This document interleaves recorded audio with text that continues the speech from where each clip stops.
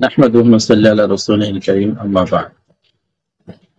আজকে আমরা যে বিষয়টি নিয়ে আলোচনা করব তা হলো কুরবানি। আল্লাহ রাব্বুল আলামিন সূরাতুল কাউসারের ২ নম্বর আয়াতে বলেন, ফাসল্লি লিরাব্বিকা ওয়ানহার। হে নবী, আপনি আপনার প্রতিপালকের জন্য নামাজ পড়ুন ও কুরবানি করুন। তো এই আয়াতে আল্লাহ সুবহানাহু ওয়া তাআলা নবীর মাধ্যমে নবীকে এবং গোটা উম্মতকে নামাজ পড়া ও কুরবানি করার আদেশ করেছেন। আবু দাউদ শরীফের ২৭৮৯ নম্বর হাদিসে আল্লাহ নবী সাল্লাল্লাহু আলাইহি ওয়াসাল্লাম একটি আদেশ করেছেন, তা হলো একটি দীর্ঘ হাদিসে বর্ণিত হয়েছে। আবু দাউদ শরীফের ২৭৮৯ নম্বর হাদিস। ওই হাদিসের মধ্যে এক পর্যায়ে আল্লাহ নবী সাল্লাল্লাহু আলাইহি ওয়াসাল্লাম বলেছেন, উমিরতু বিয়াউমিল আযহা, আমাকে ইয়াউমে আযহার ব্যাপারে আদেশ করা হয়েছে। জাআলাহুল্লাহু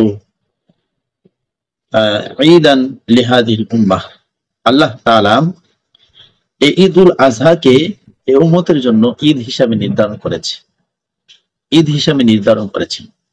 বা ঈদুল আযহা, ইয়াউমুল আযহা, এটা হলো এই উম্মতের ঈদের দিন, খুশির দিন। হাদিসটি মুসনাদ আহমদও বর্ণিত হয়েছে এবং সহিহ ইবনে হিব্বানও বর্ণিত হয়েছে। মিফনাফ ইবনে সুলাইম রাদিয়াল্লাহু তাআলা আনহু থেকে একটি হাদিস বর্ণিত হয়েছে। তিনি বলেন, হাদিসটি আবু দাউদ শরীফে বর্ণিত হয়েছে। হাদিসটি তিরমিজি শরীফে বর্ণিত হয়েছে। তিরমিজি শরীফের ১৫৫৮ নম্বর হাদিস। তিনি বলেন, কুন্না মা'আন নবী সাল্লাল্লাহু আলাইহি ওয়াসাল্লাম বিআরাফাত, আমরা নবী সাল্লাল্লাহু আলাইহি সাল্লামের সাথে আরাফার ময়দানে ছিলাম। তখন নবী করিম সাল্লাল্লাহু আলাইহি ওয়াসাল্লাম সাহাবায়ে কেরামকে লক্ষ্য করে বললেন, ইয়া আইয়ুহান নাস, হে লোক সকল তোমরা শোনো, তোমরা শুনে রাখো, আলা কুল্লি আহলি বাইতিন ফি কুল্লি আমিন উযহিয়াতুন, তোমরা জেনে রাখো প্রত্যেক বাড়িওয়ালার উপর প্রতি বছর কুরবানি করা আবশ্যক। তবে শর্ত হলো সে যদি নেসাব পরিমাণ মালের মালিক হয়। তাহলে নেসাব পরিমাণ মালের মালিক যদি কেউ হয়, তাহলে তার উপর কুরবানি করা আবশ্যক হবে প্রতি বছর। দ্বিতীয় আরেকটি হাদিস, এটা হলো আব্দুল্লাহ ইবনে ওমর রাদিয়াল্লাহু তাআলা আনহু থেকে বর্ণিত। নবী সাল্লাল্লাহু আলাইহি সাল্লাম 10 বছর মদিনাতে ছিলেন। নবী সাল্লাল্লাহু আলাইহি সাল্লাম এই 10 বছরের প্রতি বছর কুরবানি করেছেন, কোন বছর কুরবানি করা মিস করেননি। নবী সাল্লাল্লাহু আলাইহি সাল্লাম বলেন, আবু দাউদ হাদিস নম্বর 1507, নবী সাল্লাল্লাহু আলাইহি সাল্লাম বলেন, আকামা রাসূলুল্লাহ সাল্লাল্লাহু আলাইহি সাল্লাম 10 সিনিন বিল মদিনাতি 10 সিনিন, নবী সাল্লাল্লাহু আলাইহি সাল্লাম মদিনা শরীফে 10 বছর অবস্থান করেছেন।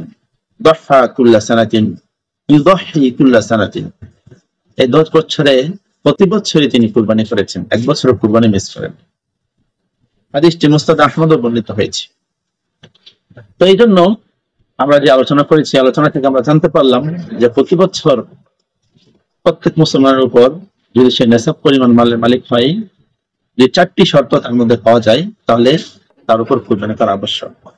4টি শর্তের মধ্যে 1 নম্বর শর্ত হলো সে সুস্থ মস্তিষ্ক হতে হবে, 2 নম্বর হলো বালেগ হতে হবে, 3 নম্বর হলো সে মুকিম হতে হবে, 4 নম্বর সে নেসাব পরিমাণ সম্পদের মালিক হতে হবে। তাহলে আমরা প্রত্যেকটা ব্যাখ্যা যদি করি, 1 নম্বর সুস্থ মস্তিষ্ক হতে হবে, মানে পাগল হতে পারবে না, তার মাথা ঠিক থাকতে হবে, তা সে পাগল হতে পারবে না। যদি পাগল হয় এবং সে নেশাব পরিমাণ মালের মালিক হয়, তাহলে তার উপর কুরবানি আবশ্যক নাই। 2 নম্বর হলো যে সে বালেগ হতে হবে, নাবালেগ যদি নেশাব পরিমাণ মালের মালিক হয়, তাহলে তার উপর কুরবানি আবশ্যক হবে না। 3 নম্বর হলো সে মুকিম হতে হবে, মুসাফির হতে পারবে না। মুকিম কিভাবে হয়? যে সে যদি তার দেশে তার বাড়িতে সে অবস্থান করে।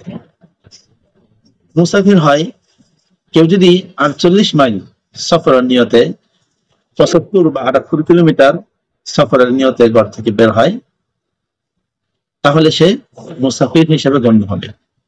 যদি কেউ মুসাফির না হয়, মুকিম হয়, তাহলে তার উপর কুরবানি আবশ্যক হবে এবং 4 নম্বর শর্ত হলো যে নেশাব পরিমাণ সম্পদের মালিক হতে হবে। যদি কেউ নেশাব পরিমাণ সম্পদের মালিক হয় তাহলে তার উপর কুরবানি আবশ্যক হবে। নেশাব কতটুকু? নেশাব হলো স্বর্ণের ক্ষেত্রে 7.5 ভরি স্বর্ণ, আর রূপার ক্ষেত্রে 52.5 ভরি রূপা। কেউ যদি 7.5 ভরি স্বর্ণ বা 52.5 ভরি রূপা বা তার সমপরিমাণ মূল্যের মালিক হয় কুরবানির দিন সকালে এবং এর পরের দিন এবং তারপরের দিন, অর্থাৎ 10 জিলহজ, 11 জিলহজ এবং 12 জিলহজ সূর্য আসতে দেওয়ার আগ পর্যন্ত কেউ যদি এই নেশাব পরিমাণ মালের মালিক হয় তাহলে তার উপর কুরবানি করা আবশ্যক। তো নেশাবের যদি ব্যাখ্যা করতে যাই, নেশাব সম্পর্কে যদি একটু আলোচনা করতে যাই তাহলে আলোচনাটা এইভাবে হবে যে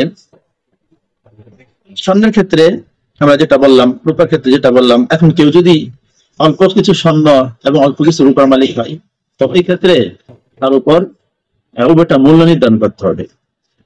যদি মূল্য বর্তমান বাজার মূল্য তখন ধরতে হবে আপনার রূপার নেশাব ধরতে হবে। তা বর্তমানে রূপার সর্বনিম্ন যে দাম, এই সর্বনিম্ন দাম অনুপাতে আমি যতটুকু খবর নিয়েছি 1100 টাকা ভরি। তো যে 1100 টাকা বই হয় তাহলে আমি যোগ করে দেখেছি, পূরণ দিয়ে দেখেছি যে 52.5 ভরি রূপার দাম হয় আপনার 58,000 টাকা। তো কেউ যদি 58,000 টাকা বা তার সম পরিমাণ মূল্যের 58,000 টাকা মালিক হয় ঈদের দিন সকালে এবং তারপরের দিন আসর পর্যন্ত কেউ যদি 58,000 টাকার মালিক হয় তাহলে তাকে কুরবানি দিতে হবে, তার উপর কুরবানি দেওয়া আবশ্যক। এক্ষেত্রে ঘরের প্রয়োজনীয় অতিরিক্ত আসবাবপত্র যেগুলো রয়েছে ওইগুলোকে নেশাবে অন্তর্ভুক্ত করতে হবে। জমি জমা যেটা প্রয়োজন অতিরিক্ত ওইগুলোকে আসবাবে অন্তর্ভুক্ত করতে হবে, নেশাবে অন্তর্ভুক্ত করতে হবে। নিজের প্রয়োজনের অতিরিক্ত কাপড় চোপড় যেগুলো মানুষ বছর পরিধান করে না, ঘরের ভিতরে সুকেসে সাজিয়ে রেখে দিয়েছে, ওইগুলোকে নেশাবে অন্তর্ভুক্ত করতে হবে। আল্লাহ তাআলা আমাদেরকে এগুলা বুঝে আমল করার মতো তৌফিক দান করুক। আসসালামু আলাইকুম ওয়া রাহমাতুল্লাহ।